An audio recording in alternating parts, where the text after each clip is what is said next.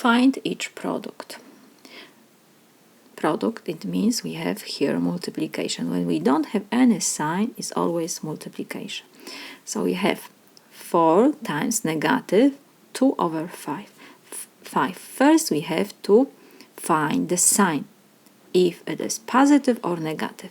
When we don't have any sign before the number, it's always positive. So we have like positive times negative. Positive times negative. The rule for rational numbers is the same like for integers. When we have positive integer times negative, when we have positive rational numbers times negative rational number, the answer is negative. So the answer will be negative. Positive times negative will be negative, and we have to multiply 4 times 2 over 5. So I can write this in parentheses, 4 times 2 over 5. We have whole number times fraction.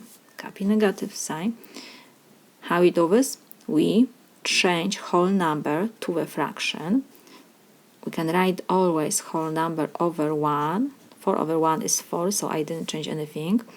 But because we have fraction, so I change first number to the fraction. And 2 over 5 we copy. So this is equal. Negative sign we copy. First we check if we can reduce something when we have multiplication of fractions. How we reduce? We reduce numerator with denominator. But here in numerator we have 4, in denominator we have 1 and 5, so we cannot reduce. And we have 2 and 1 and 5, so we cannot reduce anything. So we just multiplying like fractions. Numerator times numerator, denominator times denominator. 4 times 2 is 8. Copy fraction bar, 1 times 5 is 5. We got improper fraction. You have to change to mixed number, so negative sign we copy.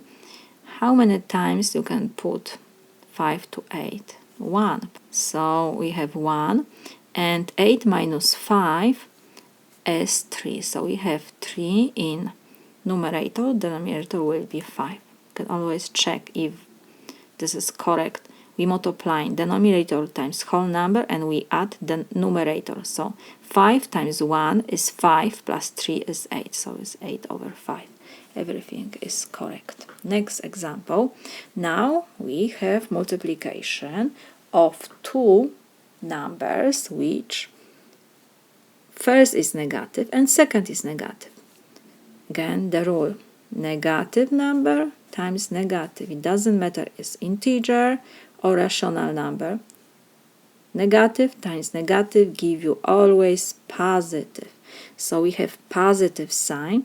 Next we have to just multiply 2 over 3 times 5. Because we have fraction, I'm going to write this in parentheses.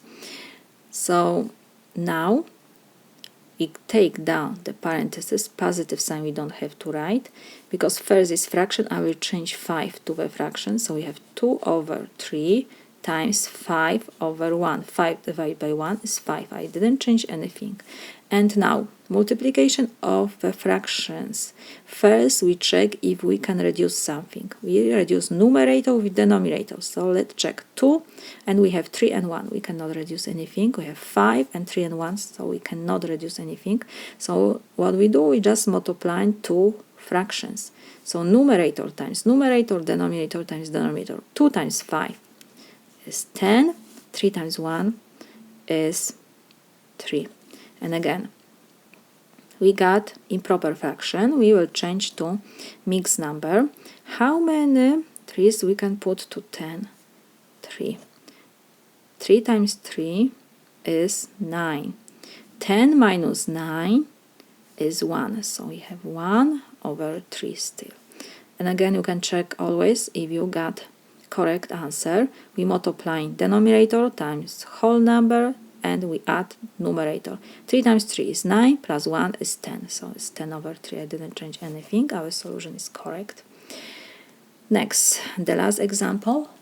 We have first to calculate the sign. Negative, and when we don't have any sign, is positive.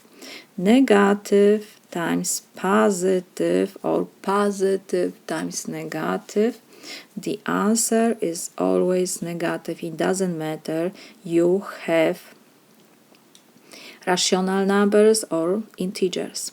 The rule is the same. Negative times positive or positive times negative. The answer is negative.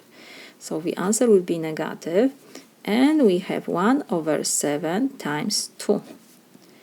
We have fractions, so I will change 2 to fractions. So negative sign we copy 1 over 7 times 2 over 1. Cannot reduce anything. So we just do multiplication, numerator times numerator, denominator times denominator. So we have 1 times 2 is 2, 7 times 1 is 7. So my solution is negative 2 over 7.